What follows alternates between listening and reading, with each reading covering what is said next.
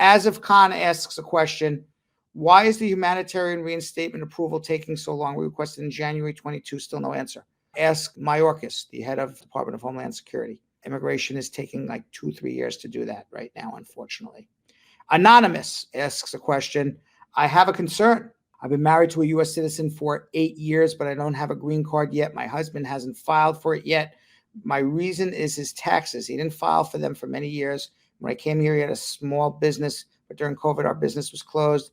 Am I considered here illegal? I really want to visit my family back home. 2 of my siblings have passed away. Can I file it myself? My husband really won't file for me. My situation bothers me a lot. I assume you're here undocumented.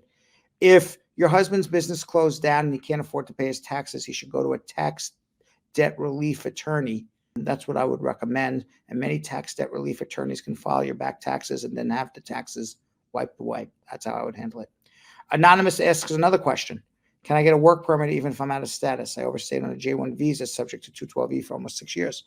You got to get a waiver first before you do anything. And then we can talk about how to get a work permit. Another anonymous asks, locked up and filed an N-600, got a biometric date that has passed and I could not make the appointment. Now I was told I have a final order. What could I do? I would make a motion back to the immigration judge to have you released because you're a U.S. citizen. Just because you don't have the N-600 doesn't mean you're not a citizen. N-600 is for a certificate of citizenship.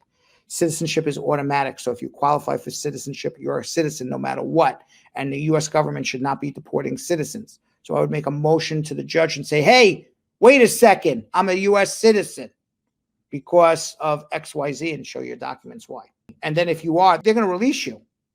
You won't be locked up anymore, assuming you're locked up by immigration and ICE. And Dill testimony, the final VIP Brad Squad question of the day. I won my affirmative asylum interview last month, but my spouse has a pending asylum application. Does she have to withdraw her pending application before I can submit a Form I-730 for her to get derivative asylum? No.